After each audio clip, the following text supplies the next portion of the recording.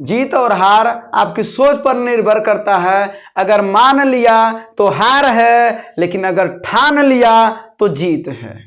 Hello दोस्तों, स्वागत है आपका आपके अपने YouTube चैनल अभिज्ञानपुर में। आज आपका जो रेलवे ग्रुप डी का जो मापन का आप देखे होंगे, जो आपका सीरीज चल रहा है सुबह 6 बजे, उसका सेकंड पार्ट, ठीक ना। जो आपके railway group D, ALP, JE, ये सब जो प्रीवियस ईयर क्वेश्चन है उसी का सीरीज चल रहा है चैप्टर वाइज, ताकि आप सभी क्वेश्चन को समझ पाएं, ठीक है ना। तो आपको कल कई क्वेश्चन बताया गया था, उसी का सीरीज लेकर के आगे बढ़ते हैं और आते हैं अगले क्वेश्चन पर, ठीक ना। क्योंकि आपका भी सपना है अब की बारी रेलवे की तैयारी, ठीक है। और 1 लाख में 1 सीट आपका फिक्स करना है ना, तो वो आते हैं। चलिए पहला क्वेश्चन पर आते हैं। पहला क्वेश्चन क्या है देखते हैं। कह रहा है कि न्यूटन मीटर स्क्वायर प्रति केजी स्क्वायर, ऐसे लिखा ना, न्यूटन मीटर केजी पर -2। पूछ रहा है किसका इकाई है। चलिए आते हैं, सबसे पहले हम आपको कुछ बताते हैं। आपको बताते हैं कि यह बराबर होता है जी m1 गुणे m2 बटे आर स्क्वायर। क्या होता है, यह बराबर जी m1 गुणे m2 बटे आर स्क्वायर, जहाँ m1 m2 क्या है, m1 m2 क्या है, ये दो पिंडों का द्रव्यमान है। क्या है, दो पिंडों का द्रव्यमान है। और r क्या है, इनके बीच की दूरी है। r इनके बीच की दूरी है। और जो g है इसी को हम कहते हैं सार्वत्रिक गुरुत्वाकर्षण नियतांक। क्या कहते हैं, सार्वत्रिक गुरुत्वाकर्षण नियतांक, ठीक है ना। अब देखते हैं, तो यहां से अगर हम g का मान निकालना तो g बराबर क्या हो जाएगा मेरे हीरो, f गुणे आर स्क्वायर बटे m1 गुणे m2। और अगर g का मात्रक निकाला जाए, क्या g का मात्रक निकाला जाए, तो f का मात्रक होता है न्यूटन और r दूरी है तो दूरी का मात्रक होता है मीटर, और मीटर स्क्वायर क्या हो जाएगा, मीटर स्क्वायर प्रति किलोग्राम गुणे किलोग्राम बराबर क्या हो जाएगा, किलोग्राम स्क्वायर। तो बताइए मेरे हीरो, ये किसका मात्रक है जरा बताओ। तो न्यूटन मीटर स्क्वायर प्रति केजी स्क्वायर, अगर ये ऊपर चला जाएगा तो -2 हो जाएगा, होगा कि नहीं। तो किसका मात्रक आया, कैपिटल जी का, सार्वत्रिक गुरुत्वाकर्षण नियतांक। और इसी समय बता दे रहे हैं कि कैपिटल जो जी का मान होता है वो कितना होता है, 6.67 गुणे 10 घाते -11 क्या, न्यूटन मीटर इंटू केजी पर -2, जो भी मात्रक आया है, ठीक है ना। तो ये एक फार्मूला भी आपको बता दिए, फार्मूले को भी आप नोट कर लीजिएगा, मात्रक भी आपको बता दिए, इसका मान भी बता दिए। क्वेश्चन का भी कैपिटल जी का भी मान पूछ सकता है और ये भी पूछ सकता है। और इसी समय हम आपको बता दे रहे हैं कि कैपिटल जी और स्मॉल जी में संबंध, ठीक ना। तो ये बताइए जो W बराबर होता है, W बराबर क्या होता है भाई, m इंटू जी, ठीक है। W बराबर क्या होता है, m इंटू जी। और अगर बात करें कि यह बराबर क्या होता है, m इंटू ए, और ए माने रैखिक त्वरण, रैखिक त्वरण। और अगर बात करा जाए, अच्छा एक चीज और हम आपको बता दें कि त्वरण अगर धनात्मक होता है तो उसे त्वरण कहते हैं, और ऋणात्मक त्वरण को मंदन कहते हैं। ऋणात्मक त्वरण को क्या कहते हैं, मंदन। क्या कहते हैं, मंदन, ठीक है ना। तो यह अगर रैखिक त्वरण की बात करा जा रहा है तो ए क्या है, रैखिक त्वरण है, और जी क्या है, गुरुत्वीय त्वरण है। जब ऊपर नीचे गति करेंगे तो गुरुत्वीय त्वरण। अगर हम किसी वस्तु को अगर हम ऊपर गति कराएंगे तो यही बताइए ए जी में हो जाएगा कि नहीं। तो हम इसको लिख सकते हैं m गुणे जी। अब बताइए m इंटू जी बराबर हो गया, तो बल भी कार्य के बराबर होगा, होगा कि नहीं। सॉरी, कार्य नहीं, ये वजन है, भार, ठीक ना। इसी को आप या कहिए भार या कहिए वजन, ठीक है, वेट। तो यह क्या हो जाएगा, वो वजन के बराबर। और ये भी क्वेश्चन पूछा है कि कौन वजन, मतलब भार और बल एक दूसरे के क्या होते हैं, बराबर होते हैं, मात्रक में भी, ठीक है ना। अब देखिए यह बराबर आ गया एम जी और W बराबर एम जी। तो हम कराना क्या चाह रहे हैं, यहाँ पर देखिए यह बराबर क्या होता है, जी m1 m2 बटे आर स्क्वायर। और अगर बात करा जाए यहाँ से तो आपका हो गया एम जी, और यहाँ पर कैपिटल जी यम। अगर इसको एक हम छोटा द्रव्यमान मान लें तो यम बटे आर स्क्वायर, यम से हम कट जाएगा, तो यही आपका क्या होगा, हो जाएगा संबंध, कैपिटल जी और स्मॉल जी में संबंध। साथ साथ में आपको हमने ये भी बता दिया, ठीक ना। और स्मॉल जी का मान कितना होता है, आपको बताया थे 9.8 मीटर प्रति सेकेंड स्क्वायर, क्या मीटर प्रति सेकेंड स्क्वायर, यही गुरुत्वीय त्वरण का मात्रक होता है, ठीक ना। और त्वरण का मात्रक भी होता है मीटर प्रति सेकेंड स्क्वायर, और ये सब क्वेश्चन पूछा गया है। तो आपको हमने इतना चीजें बता दिया। तो आपको प्रश्न पर आते हैं। क्वेश्चन क्या था कि बताइए न्यूटन मीटर स्क्वायर प्रति केजी स्क्वायर या केजी पर -2 का क्या किसका मात्रक है। तो भाई साहब ये किसका मात्रक है, सार्वत्रिक गुरुत्वाकर्षण नियतांक या सार्वभौमिक गुरुत्वाकर्षण नियतांक। अब आ जाकर के आपका इसका आंसर आया है सी, ठीक है। तो दोस्तों यही थोड़ा सा आपका फायदा होगा कि अगर आप चीजों को थोड़ा सा डिटेल में समझेंगे तो आप ऑब्जेक्टिव क्वेश्चन को भी समझ पाएंगे। और एक जगह से देखिए कई सारे आपके प्रश्न बन रहे हैं मेरे हीरो, तो उसको आप जा करके आप अपनी परीक्षा में क्या कर लोगे, ट्रिक कर लोगे। तो यहां से जी का मान पूछ सकता है, मात्रक तो आपको बता दिया, फार्मूला से अगर क्वेश्चन न्यूमेरिकल आते हैं भाई, है ना, तो न्यूमेरिकल भी बता दिया आपको। तो ये सब चीजें आपको बता दिया, ठीक है ना।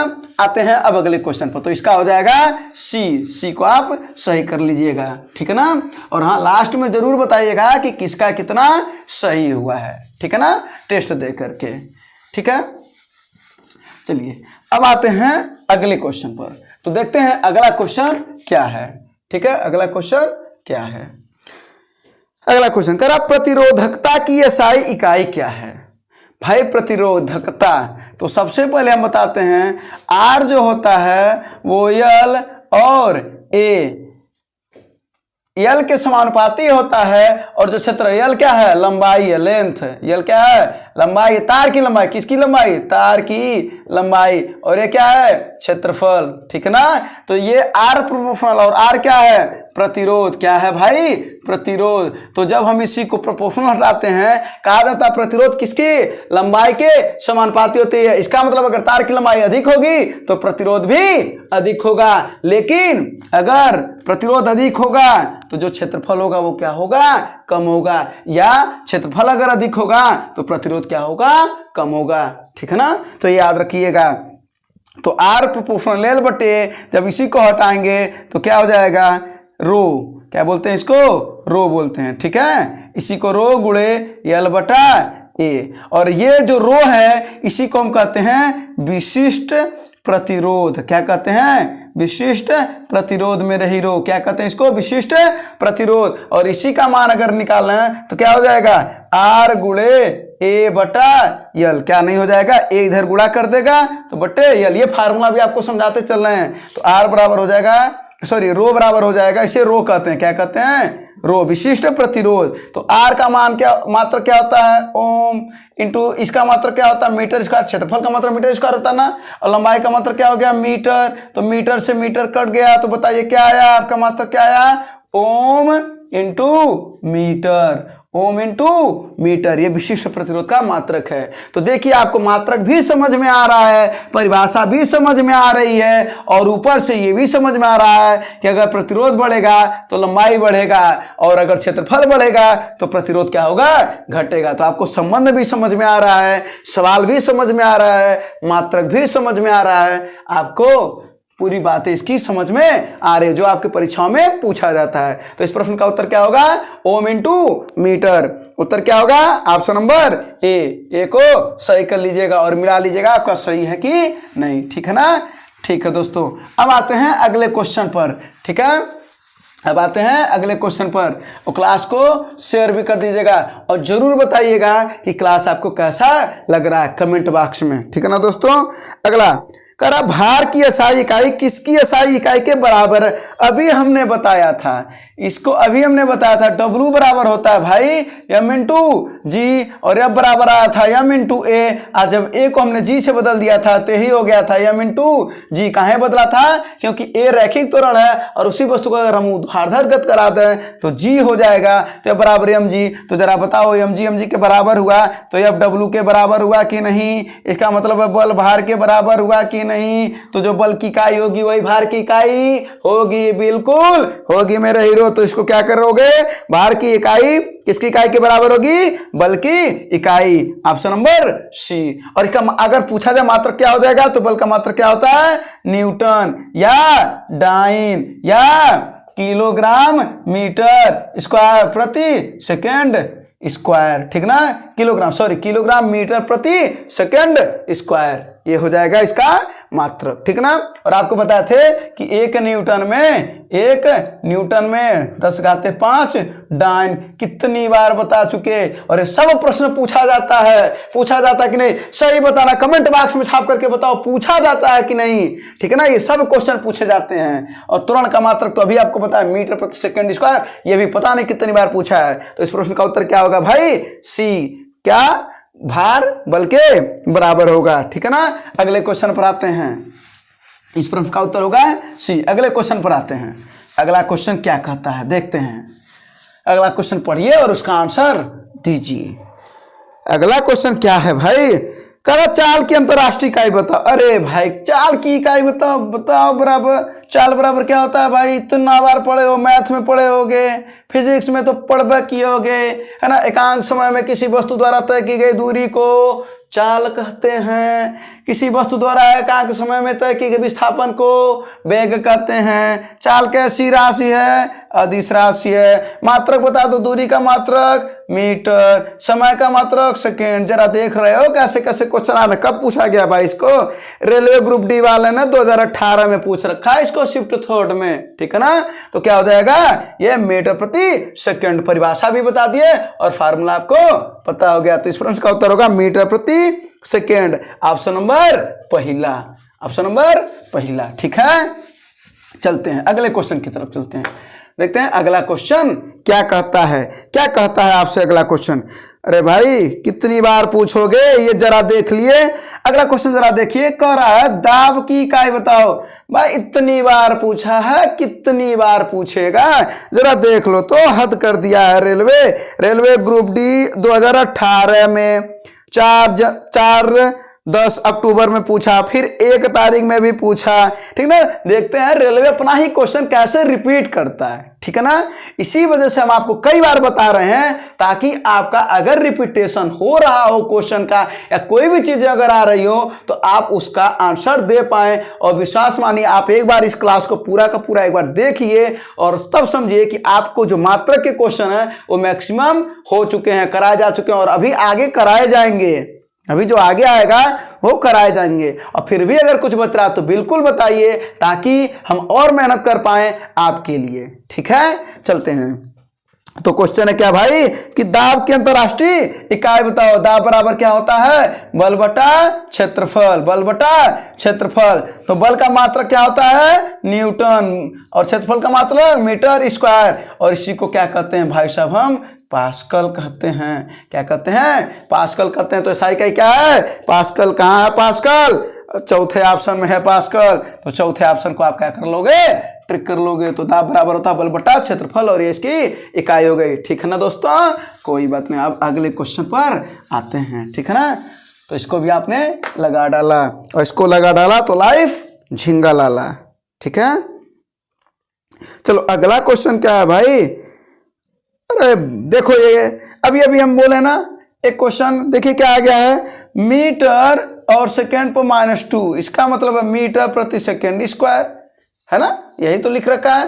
कह रहा किसका मात्रक है, रेलवे ग्रुप डी 2008 कब पूछा है भाई, हाँ रेलवे ग्रुप डी 15 अक्टूबर 2018 को शिफ्ट थर्ड में पूछा गया कि बताओ ये किसकी इकाई है। तो जरा बताओ ना किसकी इकाई है, त्वरण की इकाई है।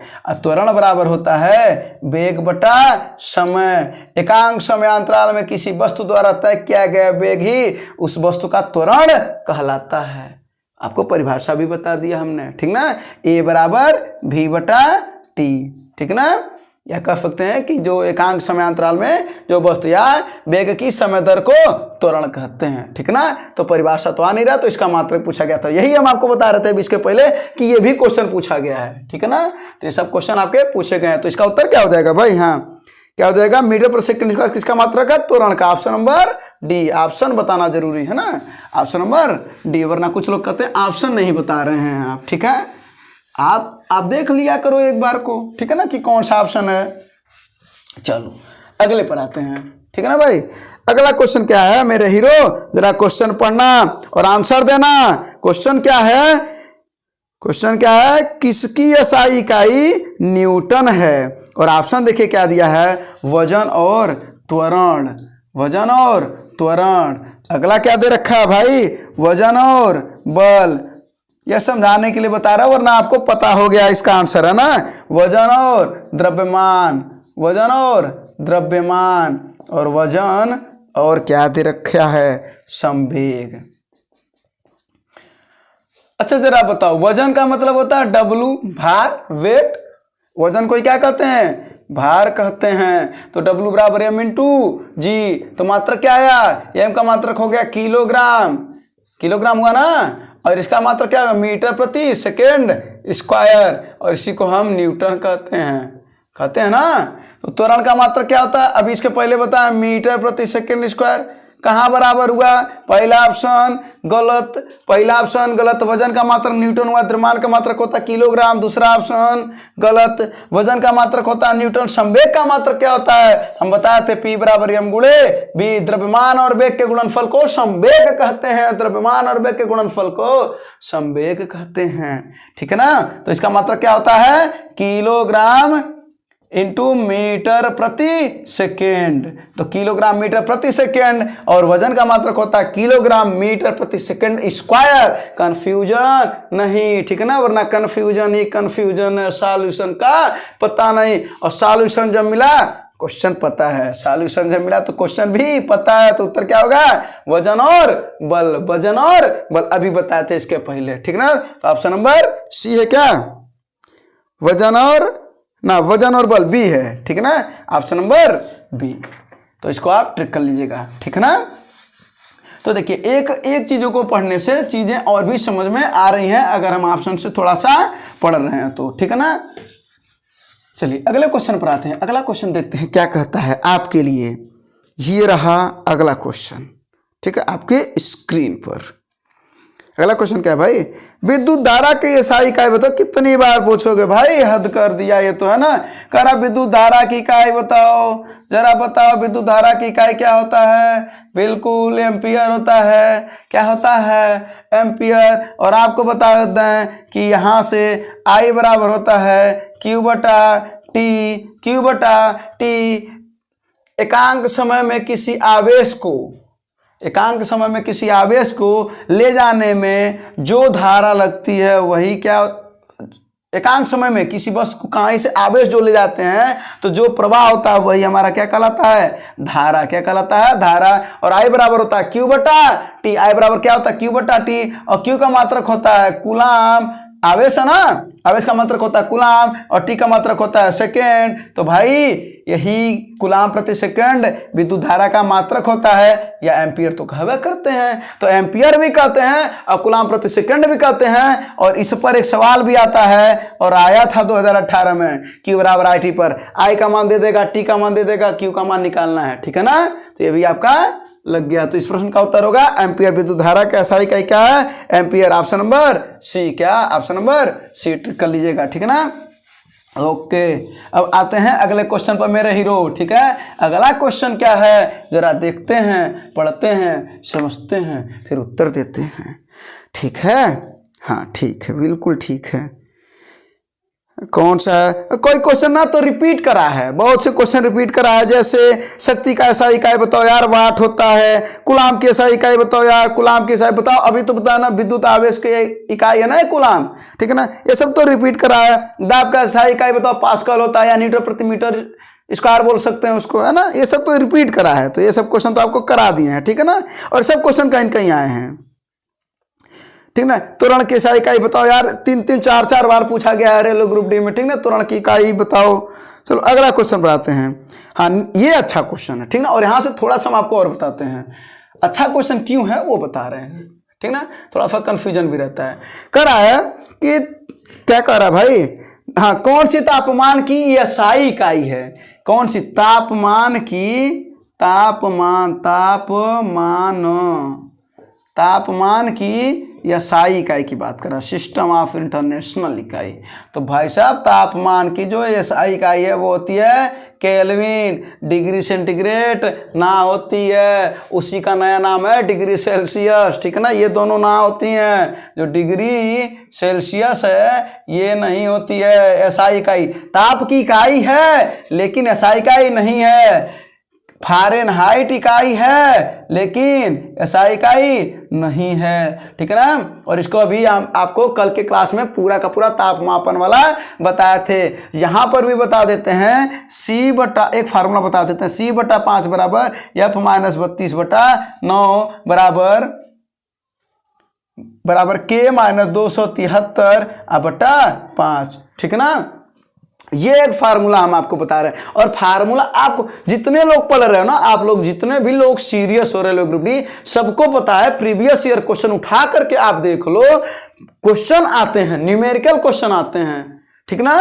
तो यहां से आपको एक अगर हम क्वेश्चन करा दें, चलिए एक क्वेश्चन करा देते हैं। अगर कह दें 40 डिग्री सेंटीग्रेड को फ़ारेनहाइट में बदलो, तो क्या कर देंगे, यहाँ पर लिख देंगे 40 और 40 बटा 5 बराबर F माइनस, यही वाला सवाल आया, ये रेलवे ग्रुप डी का आया हुआ क्वेश्चन है, ठीक ना। एक कल भी ऐसा क्वेश्चन करा चुके हैं, ठीक ना। तो F माइनस 32 बटा 9, 5 8 40 और 9 इधर गुणा करेगा तो 8 9 72। अब ये तो क्या आ जाएगा, 72 बराबर हो जाएगा F minus 32, sorry F minus 32, और इधर आ जाएगा तो क्या हो जाएगा प्लस, तो 104 डिग्री क्या फ़ारेनहाइट, ठीक ना। तो इस फार्मूले को आप नोट कर लीजिएगा। और एक न्यूमेरिकल भी हमने आपको बता दिया। और अगर इसी ताप को हमें केल्विन में बदलना होगा तो हम ये वाला फार्मूला यूज कर लेंगे, क्या, C बटा 5 बराबर K माइनस 273 बटा 5, 5 से 5 कट जाएगा और C का मान 40 दिया है ना, तो इसको हम इधर ऐड कर देंगे तो K बराबर हो जाएगा 313, ऐड कर लीजिएगा, ठीक है ना, 313। तो ये फार्मूला आपके लिए जरूरी है। और ये जरूरी है, तापमान की 3 इकाइयां होती हैं, केल्विन, डिग्री सेल्सियस और फ़ारेनहाइट। और इसी का जो पुराना नाम है वो डिग्री सेंटीग्रेड है, ठीक है ना। तो केल्विन एसआई इकाई होती है, बाकी एसआई इकाइयां नहीं है, इसकी इकाई है, ठीक है ना। तो ये ताप के बारे में आपने जान लिया। अच्छा, इसी समय ना देखिए एक हम आपको क्वेश्चन बता रहे हैं, उष्मा का क्वेश्चन नहीं आया यहाँ पर, ठीक ना। तो हम आपको उष्मा के क्वेश्चन बताते हैं कि उष्मा में क्वेश्चन क्या बन सकता है। अभी कोई भी इकाई वाला क्वेश्चन उष्मा का नहीं आया है, तो उष्मा की इकाई क्या होती है, जो उष्मीय ऊर्जा होती है उसकी इकाई क्या होती है, जरा बताइए, सभी लोग बताइए। उष्मीय ऊर्जा, आपको एक एक्स्ट्रा फैक्ट बता रहे हैं, ठीक ना। और एकदम क्वेश्चन बनते हैं भाई, एक्स्ट्रा फैक्ट, ठीक है ना, एक्स्ट्रा फैक्ट। और यहाँ से क्वेश्चन बनते हैं, तो बताओ उसमें ऊर्जा, मेरा हीरो, उसमें ऊर्जा का मात्रक बताओ। तो उसमें ऊर्जा का जो मात्रक होता है वो होता है कैलोरी। क्या होता है, कैलोरी। और अगर बात करें कि क्यू क्या उष्मा होता है, तो क्यू बराबर m गुणे यस गुणे डेल्टा टी, जहाँ क्यू क्या होता है, उष्मा, m क्या होता है, द्रव्यमान, यस क्या होता है, विशिष्ट उष्मा, क्या होता है, विशिष्ट उष्मा, और ये क्या होता है, ताप। क्या होता है, ताप। और अगर बात करा जाए तो उष्मा का मात्रक तो कैलोरी होता है, उष्मा का मात्रक तो कैलोरी या किलो कैलोरी, अगर बड़ा मात्रक की बात करें तो किलो कैलोरी। और 1 किलो कैलोरी में 10⁻³ कैलोरी होता है ना, 1000 कैलोरी होता है। ये तो सबको पता होगा, ठीक है ना, ये आपको पता होगा। चलिए अब आते हैं अगले वाले क्वेश्चन पर कि क्वेश्चन क्या है, Q बराबर m गुणे F गुणे डेल्टा टी, ठीक है ना। अगर हम यहां से बात करें यस का मान, विशिष्ट उष्मा का मान निकालना है, तो क्या हो जाएगा, Q बटा m गुणे डेल्टा टी। देखिए फार्मूला से हम आपको समझा रहे हैं मात्रक को भी, ठीक है ना, और सवाल भी बनते हैं। तो जरा यस क्या है, विशिष्ट उष्मा, और इसका मात्रक निकाल लिया जाए तो उष्मा का मात्रक होता है कैलोरी, उष्मा का मात्रक होता है कैलोरी प्रति द्रव्यमान, तो ये क्या हो जाएगा, ग्राम, और इनटू डिग्री सेंटीग्रेड। तो ये किसका मात्रक आया, विशिष्ट उष्मा का। ध्यान से समझना भाई, ये उष्मीय ऊर्जा का मात्रक है, ये विशिष्ट उष्मा का मात्रक है। एक और फार्मूला हम आपको बताते हैं, Q बराबर होता है m गुणे यल। क्या होता है, Q बराबर m गुणे यल। तो यल बराबर यहां से अगर हम निकाल लेंगे तो हो जाएगा Q बटा m, हो जाएगा ना। ये दोनों फार्मूला याद रखे रहिएगा, ये फार्मूला याद रखना रहना हीरो, ठीक है ना। तो यल बराबर हो जाएगा Q बटा m। और Q क्या है, उष्मा, उष्मा का मात्रक क्या होता है, कैलोरी या किलो कैलोरी। तो कैलोरी प्रति m माने क्या, द्रव्यमान, तो यानी ग्राम, ठीक ना, तो हो जाएगा ग्राम। अब समझना बात को, यल क्या है, ये गुप्त उष्मा है भाई, ये क्या है, गुप्त उष्मा। कंफ्यूज न रहना, अभी हम आपको कंक्लूड कर रहे हैं, ठीक ना। और अगर बात करें उष्माधारिता, क्या बात करें, उष्माधारिता, ठीक ना। तो जो उष्माधारिता का मात्रक होता है वो क्या होता है, वो होता है कैलोरी प्रति डिग्री सेंटीग्रेड, कैलोरी प्रति डिग्री सेंटीग्रेड। अब यहां से समझ लो भाई, एकदम हम कंक्लूड कर दे रहे हैं, पूरी की पूरी बातें कंक्लूड कर दे रहे हैं, ठीक ना। क्या उसमें ऊर्जा का मात्रक, क्या जरा सा है ना पेन चेंज करते हैं, ठीक ना।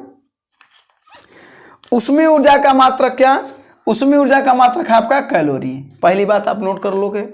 दूसरा फार्मूला नोट कर लोगे कि यस बराबर होता है Q बटे एम गुणे डेल्टा टी, या ये वाला फार्मूला नोट कर लोगे। आप पहले फार्मूला नोट कर लीजिए। और Q क्या उष्मा है, एम द्रव्यमान है, यस विशिष्ट उष्मा है, और डेल्टा टी ताप है, ये भी आप नोट कर लोगे। विशिष्ट उष्मा का हमने मात्रक निकाला तो मात्रक आया कैलोरी प्रति ग्राम डिग्री सेंटीग्रेड, ये विशिष्ट उष्मा का है। उसमें ऊर्जा आ गया, विशिष्ट उष्मा आ गया। फिर हमने एक फार्मूला बताया Q बराबर एम गुणे एल, पता है ना। तो यहां से Q बराबर एम गुणे एल निकाला तो एल बराबर हो गया Q बटे एम, और यहां से मात्रक निकाला कैलोरी बटे ग्राम, और एल क्या होता है गुप्त उष्मा, तो गुप्त उष्मा का भी मात्रक निकल गया कैलोरी प्रति ग्राम, ये भी निकल गया। या हम कह सकते किलो कैलोरी प्रति किलोग्राम, ये भी मात्रक हो सकता है, किलो कैलोरी प्रति किलोग्राम, वो भी लिख लीजिएगा आप, ठीक है। अगला बताते हैं उष्माधारता, तो उष्माधारता का मात्रक होता है कैलोरी प्रति डिग्री सेंटीग्रेड। तो हमने चार, देखिए कंफ्यूजन वाले मात्रक हैं ये, अब तो नहीं कंफ्यूज करेगा, देखिए पूरा का पूरा हमने आपको बता दिया, ठीक ना। और अगर बात करें कि भाप की, आप देखे होंगे सबसे ज्यादा किससे जलते हैं हम, उबलते पानी के तुलना में हम भाप से ज्यादा जलते हैं। क्यों, क्योंकि उसकी जो गुप्त उष्मा होती है वो होती है 539 किलो कैलोरी, ठीक है ना, ये याद रखे रहिएगा, ठीक है ना। और भाप और बर्फ की कितनी गुप्त उष्मा होती है, तो ये होती है 80 किलो कैलोरी प्रति किलोग्राम, ठीक ना, किलो कैलोरी प्रति किलोग्राम केजी, ठीक है। तो इन सब फार्मूलों को आप नोट भी, देखिए फार्मूले भी बता दिए। सवाल अगर आएगा, सवाल जब आएगा ना रेलवे ग्रुप डी का एग्जाम यार, तो कौन बहुत कठिन थोड़ा ना पूछेगा, डायरेक्ट सवाल पर पूछेगा, डायरेक्ट फार्मूले पर पूछेगा। तो मात्रक भी बता दिया आपको और ये भी बता दिया, ठीक ना।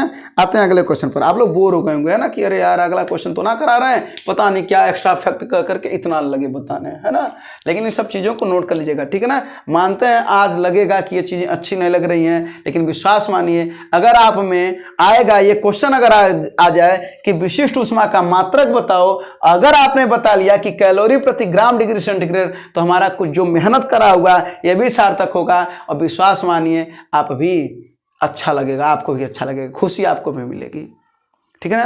क्योंकि एक चीज कहा जाता है ना कि हम ये नहीं, जब हम सवाल लगाते हैं तो ये नहीं देखा जाता कि कठिन क्वेश्चन कौन गलत कर रहा है, कठिन तो लगभग सबसे गलती होगा, इजी गलती नहीं होना चाहिए। तो ये बता रहे हैं जो जानने वाले होते हैं, जो पहुंचने वाले होते हैं, उन सबको पता होता है कि इसका मात्रक ये है, ठीक है ना। और खासतौर पर साइंस वाले लड़के तो और तगड़े होते हैं, वो सब पढ़े रहते हैं। तो आर्ट्स साइड वाले लड़के भी आप सभी को भी बता दिया गया, और यही सब आपके परीक्षा में घूमता है, नाचता है, पूछता है, ठीक है। चलिए, और आप भी अब किसी से कम नहीं है ना, ठीक है एकदम, और कम रहना भी नहीं है किसी से, ठीक है। तो यही है कि हमसे जो इजी क्वेश्चन है वो बिल्कुल भी गलत ना होने पाए, ठीक है ना। तो थोड़ा सा टाइम तो लग रहा है, लेकिन आपको चीज़ें समझ में अगर आ जाए तो टाइम फिर है ना आपका ही अच्छा होगा। आते हैं अगले क्वेश्चन पर। क्वेश्चन ये बहुत बड़ा क्वेश्चन, बहुत टाइम लिया ना ये, लेकिन आपको समझाया भी पूरी की पूरी बात इसमें। चलिए तो अगले क्वेश्चन पर आते हैं। अगला क्वेश्चन कहाँ है अगला क्वेश्चन, हाँ अगला क्वेश्चन है, देखिए करा दी गई भौतिक राशियों में से कौन सी सापेक्ष राशि नहीं है। सापेक्ष राशि का मतलब क्या होता है, पहले ये देख लेते हैं। सापेक्ष राशि, जब सापेक्ष राशि का मतलब समझ में आ जाएगा ना तो आपको वो बातें भी समझ में आ जाएगा। सापेक्ष राशि का मतलब होता है मूल राशि। कौन?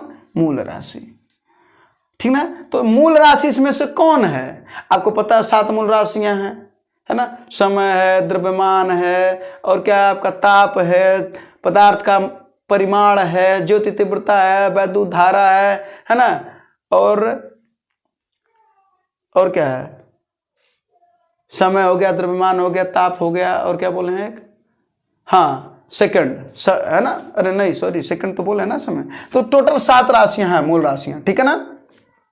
उन्हीं मूल राशियों को क्या कहा जाता है? सापेक्ष राशि कहा जाता है, ठीक है ना। तो अब बताइए, समय, त्वरण, वेग, दूरी में कौन सा हुआ? समय हुआ। कौन सा हुआ? समय। समय सापेक्ष राशि है, तो आप ऑप्शन नंबर पहला, ठीक ना। तो कह रहा है कि कौन सापेक्ष राशि नहीं है, तो बाकी लोग नहीं है और ये सापेक्ष राशि है, ठीक है ना। तो सापेक्ष राशि नहीं है, ठीक है ना, तो इसमें कोई दिक्कत आपको नहीं। चलिए अब बात आते हैं अगले क्वेश्चन पर। अगला क्वेश्चन क्या है, ठीक है। अगला क्वेश्चन है, निम्न में से किस युग्म की इकाई समान नहीं होती? ध्यान से समझिएगा, क्वेश्चन कह रहा है समान नहीं होती है। तो पहला दिया चाल और वेग। चाल और वेग, बिल्कुल चाल का मात्रक, इसकी राशि क्या है? ये बराबर है, क्योंकि इनकी मात्रक क्या होता है? मीटर प्रति सेकेंड, दोनों का मात्रक होता है, ये तो बराबर हो गया। अगला क्या होता है? कार्य और ऊर्जा। बताइए, कितना बार बता चुके हैं, कार्य और ऊर्जा का मात्रक जूल होता है ना। तो ये भी क्या होता है? बराबर होता है। अगला ऑप्शन क्या है आपका? दूरी विस्थापन। दूरी और विस्थापन, अरे भाई दोनों का मात्रक क्या होता है? दोनों प्रकार की दूरी है, तो दोनों का मात्रक क्या होता है? मीटर। ये भी है ना, इसका मतलब ये तीनों क्या हैं? बराबर हैं। अगला क्या है? बल और दाब। बल और दाब, तो बल का मात्रक होता है न्यूटन, 50 बार बता चुके, और दाब का मात्रक होता है न्यूटन प्रति मीटर स्क्वायर या पास्कल, ठीक है ना। तो ऑप्शन नंबर चौथा, इसको ट्रिक कर लीजिएगा, ठीक है। चलते हैं अगले क्वेश्चन की तरफ। अब देखते हैं अगला क्वेश्चन क्या है भाई, ठीक है ना। अगला क्वेश्चन क्या है, थोड़ा जल्दी जल्दी करते हैं ना। मंदता की अंतरराष्ट्रीय इकाई क्या है? देखिए अभी बताए थे मंदन, ऋणात्मक त्वरण को हम मंदन कहते हैं, इसी को मंदता कहते हैं। और मंदन, त्वरण का मात्रक जो होगा वही मंदन का मात्रक होगा, तो त्वरण का मात्रक क्या होता है? मीटर प्रति सेकेंड स्क्वायर, तो मंदन का भी वही मात्रक होगा, तो मीटर प्रति second square, option number D, ठीक ना। इसको तो अभी हम आपको बता चुके हैं, ठीक है ना। और ये भी रेलवे ग्रुप डी का पूछा है, रेलवे ग्रुप डी में ना, हाँ रेलवे ग्रुप डी में पूछा गया प्रश्न है, ठीक है ना। चलिए अगले क्वेश्चन पर आते हैं। अगला क्वेश्चन है वो क्या कहता है, जरा सुनिएगा कि निम्नलिखित में से किन युग्म की एसआई इकाइयां समान है? तो पहला है बल और दूरी, बिल्कुल भी नहीं, बल का मात्रक होता न्यूटन, दूरी का मात्रक मीटर, ये तो बिल्कुल नहीं, एक सिरे से नहीं, इसको खारिज करिए तुरंत, ठीक है। अगला है संवेग और बल। संवेग और बल का संवेग का मात्रक क्या होता है? किलोग्राम मीटर प्रति सेकेंड, आपको पता है। और इसका मात्रक क्या होता है? किलोग्राम मीटर प्रति सेकेंड स्क्वायर, तो इसका भी मात्रक नहीं, तो ये भी गलत, ठीक है। अगला क्या? बल और दाब, क्या कर, और प्रश्न क्या है? किसकी इकाई समान है ना, तो बल का मात्रक होता है न्यूटन, दाब का मात्रक होता है पास्कल, ये भी नहीं, ठीक है ना। और ये न्यूटन प्रति मीटर होता है, और ये होता है न्यूटन, वो भी नहीं, न्यूटन प्रति मीटर स्क्वायर होता है, ठीक है। अगला क्या? कार्य और ऊर्जा, बिल्कुल भी कार्य और ऊर्जा यही सही है, क्योंकि दोनों का मात्रक क्या होते हैं? जूल, क्या होते हैं? जूल, ठीक ना। या आप कह सकते हैं वाट इंटू सेकेंड, या किलोवाट इंटू घंटा, ये भी एक मात्रक होता है, किलोवाट इंटू घंटा, ठीक है ना। चलिए तो आगे, तो इस प्रश्न का उत्तर जो होगा वो होगा ऑप्शन नंबर डी, चौथा, ठीक है। चलते हैं अगले क्वेश्चन पर आते हैं, थोड़ा थोड़ा जल्दी करते हैं, ठीक ना। आप देख रहे होंगे कि जो क्वेश्चन है आपको जो बताया जा रहा है, ये एक बार अगर ऑप्शन समझ रहे हैं, ठीक ना, तो आप कई चीजें भी जान रहे हैं, है ना। चलते हैं अगले क्वेश्चन पर आते हैं। अगला क्वेश्चन देखते हैं क्या है। अगला क्वेश्चन क्या है भाई? मोल का प्रतीक बताओ। अरे भाई मोल का प्रतीक, मोल का प्रतीक पूछ रहा है, MOL, और ये पदार्थ का परिमाण का मात्रक होता है, पदार्थ का। और ये क्या है? ये एक मूल राशि है, जो पदार्थ का परिमाण है वो मूल राशि है, और मोल मूल मात्रक होता है, ठीक ना। तो MOL, ठीक है ना। चलिए तो इसका तो उत्तर क्या होगा? बी, ठीक ना। ये रेलवे जेई का क्वेश्चन है, देखिए रेलवे जेई में पूछा था, ठीक है ना। तो ये होगा इसका बी। चलते हैं अगले क्वेश्चन पर आते हैं। अगला क्वेश्चन जरा पढ़िएगा तब तक। कह रहा है ये वाणिज्यिक मात्रक पूछ रहा है। इसके पहले एक बार उद्योग में शक्ति का मात्रक पूछा था, तो आपने बताया था अश्व शक्ति। यहाँ पर देखते हैं विद्युत ऊर्जा व्यय का वाणिज्यिक मात्रक बताइए, ठीक है ना। तो अच्छा बताते हैं, ये बताइए P बराबर होता है W बटा T। तो W बराबर क्या होता है, P गुणे T होता है ना। P क्या है, शक्ति है, कितनी बार आपको बताया। W क्या है, कार्य है, और T क्या है, समय है ना।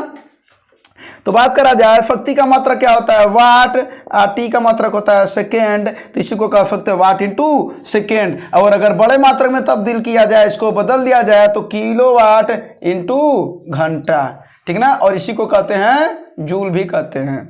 इसका मतलब है कि जो कार्य का मात्रक आया या ऊर्जा, कार्य या ऊर्जा का जो मात्रक आया वो आया वाट इंटू सेकेंड या किलोवाट इंटू घंटा या जूल, ठीक ना। और आपको बता दें कि अगर 1 किलोवाट इंटू घंटा को अगर बदला जाए तो लिख सकते हैं हम 1 किलोवाट गुणे 1 घंटा, लिख सकते हैं कि नहीं लिख सकते हैं। तो इसमें होता है 10⁻³ वाट, 1000 वाट है ना।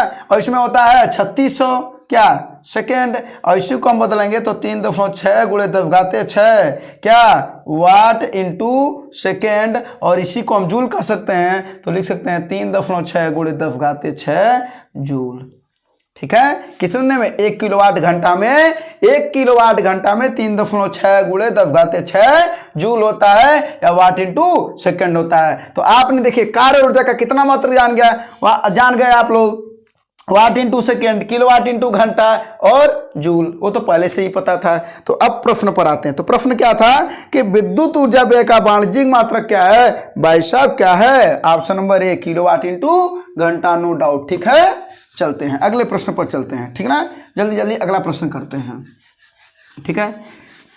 देखिए थोड़ा सा टाइम तो लगा है आप लोगों को, जो क्वेश्चन जैसे आप देखे होंगे कि क्वेश्चन है ना पूरा बताया जा रहा है, तो थोड़ा सा आपको लग रहा होगा नहीं जल्दी जल्दी प्रैक्टिस कराइए। लेकिन आप ये भी तो देखिए, अगर एक क्वेश्चन आप समझ रहे हैं तो कई क्वेश्चन का आंसर आपको पता चल जा रहा है ना। अभी हम लास्ट में एक बात हम आपको अभी बता रहे हैं, ठीक ना। आते हैं अगले क्वेश्चन पर। अगला क्वेश्चन क्या है, तरंग वेग का मात्रक बताइए। किसका पूछ रहा है, तरंग वेग का मात्रक पूछ रहा है इस बार, तरंग वेग का मात्रक। अच्छा अब देखिए ऑप्शन क्या है आपका, एक है मीटर, मीटर तो बिल्कुल नहीं है, मीटर तो नहीं है। मीटर किसका मात्रक है, याद रखिएगा, मीटर तरंग दैर्ध्य का मात्रक है। किसका, तरंग दैर्ध्य का भी मात्रक है, ठीक ना। और बाकी तो आप जानबे करते हैं, विस्थापन है, दूरी है, लंबाई है ना, सबके मात्रक हैं। तो तरंग वेग का मात्रक पूछ रहा है, तरंग दैर्ध्य का मात्रक होता है मीटर, वो लिख लीजिएगा आप, है ना। फिर अगला आया मीटर प्रति सेकेंड, मीटर प्रति सेकेंड। तो बिल्कुल तरंग एक प्रकार का वेग है और इसका जो मात्रक होता है वो मीटर प्रति सेकेंड होता है, ठीक है ना। और अगर हम आपको बता दें कि v बराबर होता है n गुणे लेमडा, यानी तरंग वेग बराबर होता है आवृत्ति गुणे तरंग दैर्ध्य। जो तरंग वेग होता है वो होता है आवृत्ति गुणे तरंग दैर्ध्य। अब तरंग दैर्ध्य का मात्रक तो अभी हम आपको बताए हैं, है ना। और यहीं से जो आवृत्ति बराबर होता है वो 1/t, और t क्या है भाई, आवर्तकाल है। क्या है, आवर्तकाल है, ठीक ना। और अगर बात करा जाए तो t का मात्रक होता है सेकेंड, तो 1/सेकेंड कर देंगे, तो इसी को हम कहते हैं प्रति सेकेंड या सेकेंड इनवर्स। अब आपको बता रहे हैं जो आवृत्ति होता है उसका मात्रक होता है प्रति सेकेंड या हर्ट्ज, या हर्ट्ज, याद रखिएगा। अब देखिए कितनी चीजें आप जान रहे हैं। आवृत्ति का मात्रक आपने सबसे पहले समझा, अभी हम आते प्रश्न पर। आवृत्ति का मात्रक क्या समझा, पहले एक फार्मूला याद कर लिया आपने, n बराबर 1/t। सवाल आएगा कि आवर्तकाल अगर दे दिया जाए तो n का मान ज्ञात करो, आप तुरंत ज्ञात कर लेंगे। तो n बराबर 1/t। आवृत्ति का मात्रक क्या होता है, हर्ट्ज। आवर्तकाल का मात्रक होता है सेकंड, या आप प्रति सेकंड भी कह सकते हैं। किसका, आवृत्ति का मात्रक। तो आवृत्ति के दो मात्रक होते हैं, एक हर्ट्ज और एक प्रति सेकंड, ठीक ना। ये क्लियर हुआ। उसके बाद से यहां पर आ गए तरंग वेग बराबर, तो जरा देखिए आवृत्ति का मात्रक होता है हर्ट्ज या प्रति सेकेंड, तो 1/सेकेंड इसको लिख सकते हैं। अगले तरंग दैर्ध्य का मात्रक अभी हम आपको बताए हैं मीटर, तो मीटर तो क्या आया भाई, मीटर प्रति सेकेंड आया कि नहीं आया, मीटर प्रति सेकेंड आ गया ना, ठीक है। या आप कह सकते हैं हर्ट्ज गुणे मीटर, या कह सकते हैं हर्ट्ज इंटू मीटर। ये भी किसका मात्रक होता है, तरंग वेग का। आवृत्ति का मात्रक हर्ट्ज हो जाएगा, तो हर्ट्ज इंटू मीटर, ये भी एक तरंग वेग का मात्रक मिलेगा आपको, ठीक ना। तो ये सब आपके आंसर मिल जा रहे हैं। तो क्वेश्चन क्या था, तरंग वेग का मात्रक होता, तो तरंग वेग का मात्रक होगा मीटर प्रति सेकंड। और ये फार्मूला नोट कर लीजिएगा, v बराबर n लेमडा और n बराबर 1/t। ये सब चीज नोट भी करते चलिएगा, ठीक ना। चलिए अब अगले क्वेश्चन पर आते हैं, ठीक ना। अब मात्रक वाले जो क्वेश्चन है वो आपके खत्म हुआ कुछ मान बताते हैं आपके, है ना। देखते हैं मात्रक वाले कोई क्वेश्चन। हाँ, एक क्वेश्चन और है, ध्वनि की प्रबलता किससे मापी जाती है? कितनी बार बताएं भाई, ध्वनि की जो प्रबलता होती है, ये सबसे पहला क्वेश्चन बताए थे। ध्वनि की प्रबलता किससे मापी जाती है? डेसिबल से। और आपको बता देते हैं जो 45 डेसिबल जो होता है ये सर्वोत्तम माना जाता है कान को सुनने के लिए, 45 डेसिबल। लेकिन 75 डेसिबल से अगर ऊपर की ध्वनि हो, 75 डेसिबल से अगर ऊपर की ध्वनि हो तो कान के लिए खतरनाक माना जाता है, ठीक ना। तो ये भी याद रखे रहेगा कि 45 डेसिबल कान के लिए सर्वोत्तम होती है और 75 डेसिबल कान के लिए खतरनाक होती है। और ध्वनि का मात्रक क्या होता है? डेसिबल। और ध्वनि की चाल कितनी होती है? 332 मीटर प्रति सेकेंड। और ध्वनि के लिए माध्यम की आवश्यकता होती है? सबसे अधिक किस में तेज चलता है ये? ठोस में, फिर द्रव में, फिर गैस में और फिर निर्वात में। तो ये भी क्वेश्चन पूछा जा सकता है कि सबसे तेज ध्वनि किस में चलता है? ठोस में, फिर और सबसे कम निर्वात में। और द्रव में इसकी चाल होती है 1450 मीटर प्रति सेकेंड, ठीक ना। तो ये भी याद रखे रहिएगा आप। और गैस में, ठोस में कितनी होती है? ये गैस में होती है ये चाल, जो 332 मीटर प्रति सेकेंड, ये गैस में मतलब वायु में, ठीक ना। वायु में ध्वनि की चाल है ये, और इसमें 15 गुना किसका? वायु का, ठीक ना। ये चीजें आप और कुछ समझ गए कि ध्वनि का मात्रक ये डेसिबल होता है, ठीक ना। और इसमें क्या है? हाँ, एक चीज और हम आपको बताते हैं, यहीं पर प्रतिध्वनि क्या होता है एक बार और बता। जैसे ध्वनि होता है तो प्रतिध्वनि सबको पता होगा कि जो हम कमरे में बोलते हैं तो हमारी आवाज जो गूंजती है वही क्या होती है? हमारी प्रतिध्वनि होती है। लेकिन प्रतिध्वनि में हमें बताना क्या है कि प्रतिध्वनि के लिए ये बिल्कुल जरूरी है कि 1/10 सेकंड बाद कोई हमारी आवाज आए। अगर 1/10 सेकंड बाद अगर हमारी आवाज वापस आ रही है, इसका मतलब है वो प्रतिध्वनि है, वो प्रतिध्वनि है। सब कोई प्रतिध्वनि नहीं हो सकता है कि तुरंत बोलना तुरंत आ जाए, ठीक ना। तो वो प्रतिध्वनि है। और इसके लिए कहते हैं 112 फीट की कम से कम दूरी होनी चाहिए हमारे और जहां से प्रतिध्वनि टकरा करके जिस परावर्तक से वापस आ रही है। तो कितनी होनी चाहिए मिनिमम दूरी? 112 फीट। तो इतना आपको पता चल गया ध्वनि के बारे में, ठीक ना। अब मात्रक वाले जो क्वेश्चन है वो लगभग आपके कंप्लीट हो गए, ठीक ना। मात्रक वाले क्वेश्चन कुछ और अब मात्रक आएंगे आगे तो बताते रहेंगे। अब कुछ और क्वेश्चन है, ठीक ना, जिसको हम लोग जल्दी जल्दी करते हैं। देखते हैं क्वेश्चन क्या है।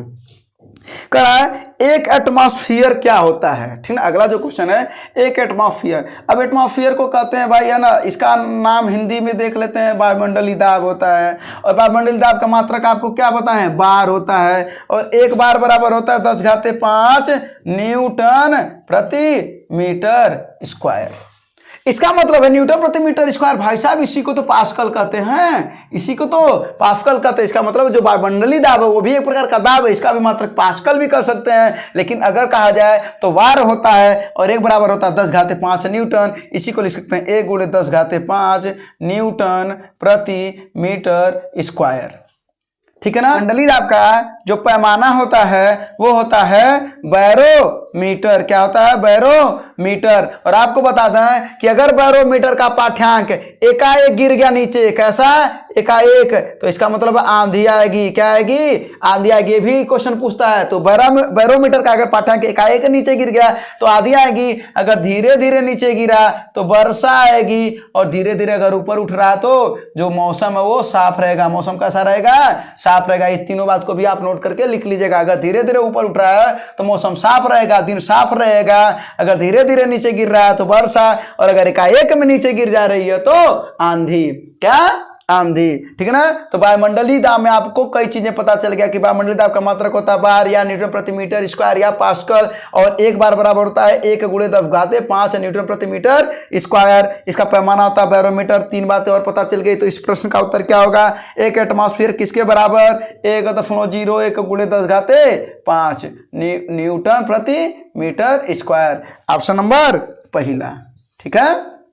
चलिए, इतना आपको पता चल गया इसके बारे में। ये सब नोट करते जाइएगा। देखिए एक जगह से कई बातें आपको मिलती जा रही, ठीक ना। अब आते हैं अगले क्वेश्चन पर, ठीक ना। अगला क्वेश्चन देखते हैं क्या कहता है। क्या कहता है भाई? अगला क्वेश्चन कहो, क्या कहते हो? 1 हार्स पावर। अगला जो क्वेश्चन है 1 हार्स पावर में कितना? अरे भाई कितना बार बता, यही तो बोला ना। देखो रिपीट क्वेश्चन अब करने लगा। है ना। तो 1 हार्स पावर में कितना 746 वाट, ठीक ना। और किसका मात्रक होता है, शक्ति का। किसका, शक्ति का। किसमें, उद्योग में। किसमें, उद्योग में। और एक शक्ति का मात्रक क्या होता है, वाट हो गया, किलोवाट भी होता है। क्या होता है, किलोवाट भी होता है। लेकिन अगर कहा जाए कि किलोवाट इनटू घंटा, तो ये किसका मात्रक हो जाएगा भाई, तो ये हो जाएगा ऊर्जा का या कार्य का। ये तो अभी बताया ना, या वाट इंटू घंटा। तो दोनों में अंतर रखेगा, किलोवाट इंटू, किलोवाट मतलब शक्ति, किलोवाट इंटू घंटा, घंटा मतलब कार्य, ठीक है। चलते हैं, तो इसका उत्तर क्या हो जाएगा भाई, 746 watt. Option number C, option number C, ठीक है। चलते हैं अगले क्वेश्चन पर। अगला क्वेश्चन देखते हैं क्या कहता है, ठीक है। अगला क्वेश्चन क्या कहता है, एक डायोप्टर, डायोप्टर क्या होता है, तो आपको बता दें डायोप्टर क्या होता है, लेंस के क्षमता की इकाई है। ये लेंस की क्षमता की इकाई है। और P बराबर होता है 1/F या 100/F क्या, सेंटीमीटर, और ये मीटर। याद रखे रहेगा, P बराबर होता है, P क्या, लेंस की क्षमता है, और F क्या है, फोकस दूरी है। F क्या है, लेंस की फोकस दूरी है। ये सब डिटेल में भी आपको पढ़ाया जाएगा थियरी वाले क्लास में। अब बाकी यहाँ पर तो आपको हम बता ही दे रहे हैं, ठीक है ना। तो P बराबर होता है 1/F मीटर और या 100/F सेंटीमीटर। अगर इसी को हम बदल लें तो क्या हो जाएगा, ये 1 मीटर। अब क्वेश्चन क्या है कि डायोप्टर, एक डायोप्टर बराबर कितना, तो जरा बताइए एक डायोप्टर बराबर कितना। आपको यहाँ पर मीटर, तो ये मीटर जब ऊपर जाएगा तो क्या हो जाएगा, ये यहाँ पर क्या पूछ रहा है, एक डायोप्टर के बराबर क्या होता है, तो F मीटर में ना, इसका मात्रक पूछ रहा है। तो मीटर जब ऊपर जाएगा तो मीटर पर -1 हो जाएगा, यानी 1 मीटर पर -1 हो जाएगा। या आप कह सकते हैं 0.01 क्या, सेंटीमीटर, सेंटीमीटर पर -1 हो जाएगा।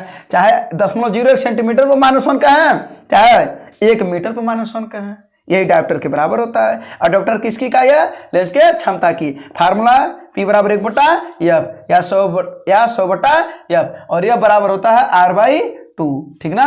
R क्या है, वक्रता त्रिज्या होती है, वक्रता त्रिज्या होती है। ये सब आएगा तो और भी डिटेल में बता देंगे, तो ये भी फार्मूला इस समय आप नोट कर लीजिएगा, ठीक ना। चलिए, कहा जाता है, क्वेश्चन पूछा जाता है कि जो फोकस दूरी होती है वो वक्रता यह बराबर R/2, ठीक ना। तो कोई दिक्कत इसमें। चलिए अगले पर आते हैं, अगला क्वेश्चन देखते हैं। अगला क्वेश्चन क्या है, ठीक ना, जल्दी जल्दी अगला क्वेश्चन देखते हैं कि अगला क्वेश्चन क्या है आपका। 1 मीटर कितने के बराबर होता है। चलिए आते हैं, माइक्रोन में पूछ रहा है, ठीक ना। आते हैं तो आपको बताते हैं कि जो 1 माइक्रोन होता है वो होता है 10⁻⁻⁶ मीटर, ठीक ना। और जो 1 एंगस्ट्रॉम होता है वो होता है 10⁻10 मीटर, ठीक ना।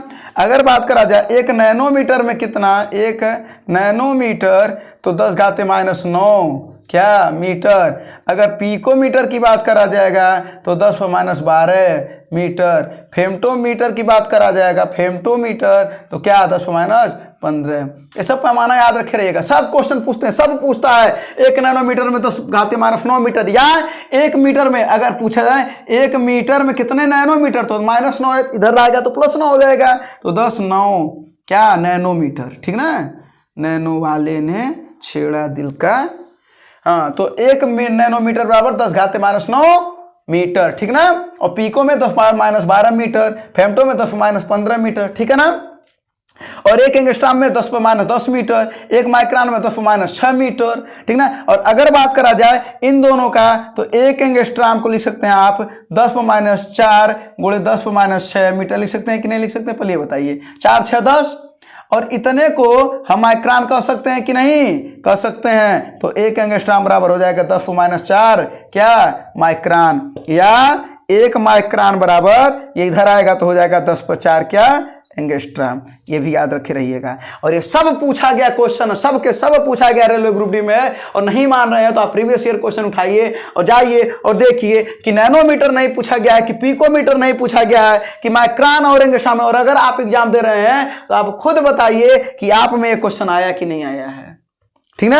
ये माइक्रोन और एंगस्ट्रॉम का संबंध आया है कि नहीं आया है, तो बिल्कुल ही आया है। नैनोमीटर वाला भी क्वेश्चन पूछा है और यहीं पर पूछा है क्वेश्चन, इसके आगे ही पूछा है। तो सबसे पहले हम इसको ये बता देते हैं, 1 मीटर बराबर किसके बराबर होता है। तो 1 मीटर बराबर किसके बराबर होता है, माइक्रोन में पूछ रहा है। तो 1 मीटर में कितने माइक्रोन, तो 10 मीटर में कितने माइक्रोन, मीटर में, माइक्रोन में नहीं, मीटर में कितने माइक्रोन थे, -6 इधर आ जाएगा तो 10 पर क्या 6 माइक्रोन है ना, तो 10 पर -6 10 पर +6 माइक्रोन, ऑप्शन नंबर बी। ठीक है ना, चलते हैं अगले क्वेश्चन पर। तो ये सब क्वेश्चन है इसके, ठीक है ना। अगला क्वेश्चन पर आते हैं, इसको मिटाते हैं। और ये सब क्वेश्चन आए हैं कहीं न कहीं, ठीक है ना। कुछ क्वेश्चन अभी हम आपको स्क्रीन पर जल्दी में दिखा देंगे कि सब क्वेश्चन कहीं कहीं आए हैं, ठीक है ना।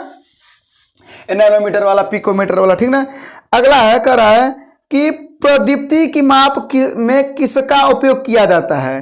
प्रदीप्ति, तो प्रदीप्ति का मात्रक होता है लक्स।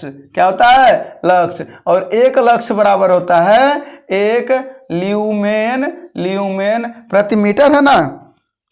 1 ल्यूमेन प्रति मीटर स्क्वायर होता है, सॉरी प्रति मीटर स्क्वायर होता है। तो प्रदीप्ति का मात्रक होता है लक्स। तो क्वेश्चन क्या था कि प्रदीप्ति का माप निम्न में से किसका उपयोग करके बनाया जाता है, तो लक्स मीटर, इसी को कहते हैं lux meter, option number C, तीसरा।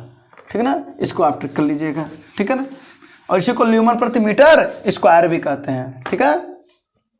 चलते हैं अगला, 1 किलोवाट में कितना। अरे यार देखिए, ये देखिए कितनी बार पूछा गया, जरा देखिए। Railway group D 2018 shift 3 shift 2 shift 1 shift 2, देखिए जरा कितनी बार, 3 2 5 बार क्वेश्चन पूछा गया है। 1 किलोवाट इंटू घंटा में कितना। अभी हम बताए थे, इसको लिख सकते हैं 1 किलोवाट गुणे 1 घंटा, ठीक है ना। तो 1 किलोवाट में 10 घाते 3 वाट और 1 घंटा में 3600 सेकेंड। और इसी को हम बदल देंगे तो 3.6 गुणे 10 घाते 6, क्या यहाँ पर लिख सकते हैं वाट इंटू सेकेंड। और इसी को लिखते हैं 3.6 गुणे 10 घाते 6, क्या भाई साहब जूल, क्या जूल। तो 1 किलोवाट घंटा में कितना जूल, 3.6 गुणे 10 घाते 6 joule, option number C, option number C, ठीक है ना। तो ये क्वेश्चन देखिए आया है, इसके पहले अभी बताए हैं, ठीक है, बताया ना, वही करें आप, क्वेश्चन रिपीट कर रहेगा, ठीक ना। तो यही सब क्वेश्चन घुमा करके पूछे जाते हैं, कोई कभी इधर से कभी उधर से, इसी वजह से आपको हमने थोड़ा सा डिटेल भी बताते चले हैं, ठीक है ना।